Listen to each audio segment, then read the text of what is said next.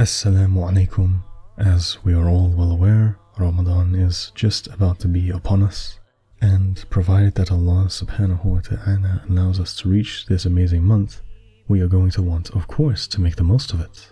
After all, we only have one opportunity per year. Very often we have our brothers and sisters in Islam setting very high aspirations for Ramadan, but either after completing Ramadan, they fall back into sin and wrongdoing very frequently, or they fail to even reach their high aspirations in the first place.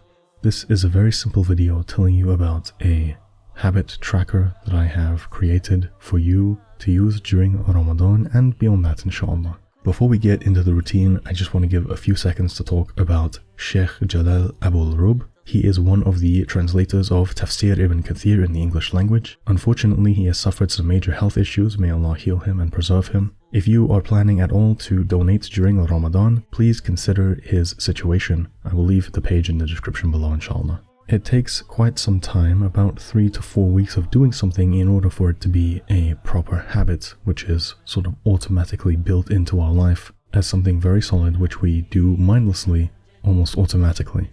Now, when it comes to Islam, we don't want to do things mindlessly, but if we kind of automate the process and start some activities without really thinking about them too much, this can really help us to make the most of our focus in the activity itself, because we won't use anywhere near as much energy trying to force ourselves to take part in the activity. A good example of this in use is the 2 rakat of Sunnah before the Fajr prayer.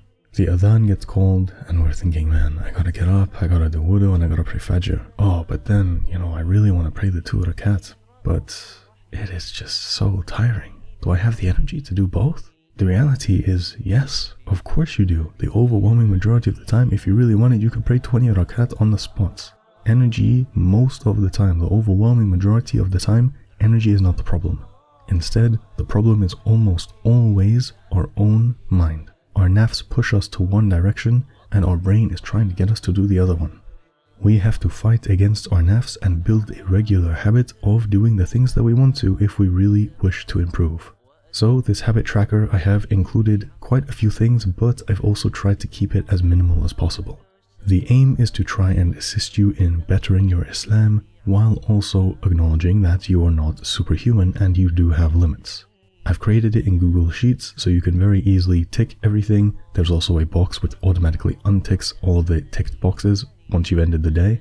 Making dua in the last third of the night, meaning you wake up early, or maybe you stay up and you sleep between Fajr and Zuhr if that's your preference.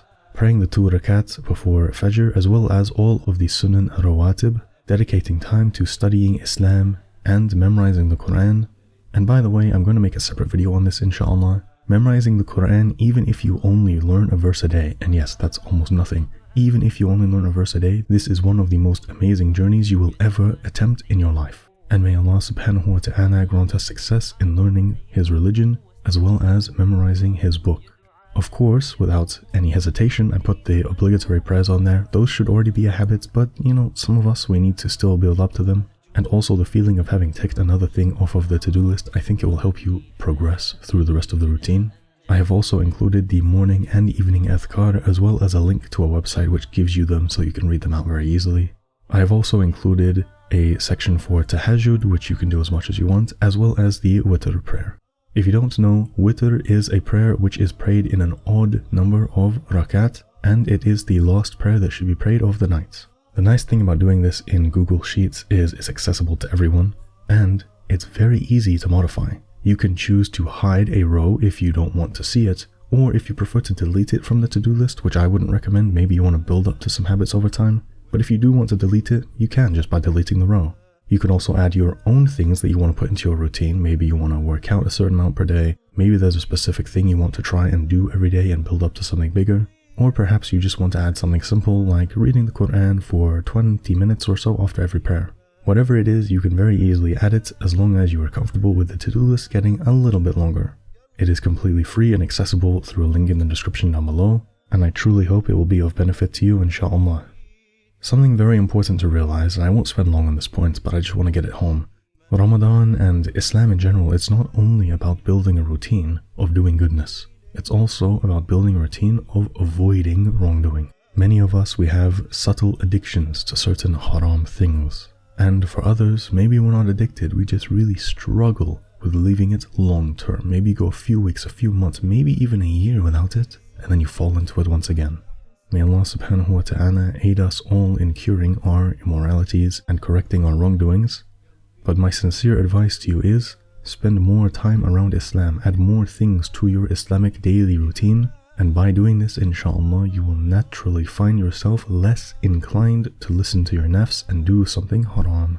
As I said at the beginning of the video, our nafs tries to push us away from this. By consistently fighting against our nafs many times throughout the day, for example, my to-do list is 21 items long, by getting 21 minor victories against my nafs, I am building myself up to a better, stronger position to resist them in general.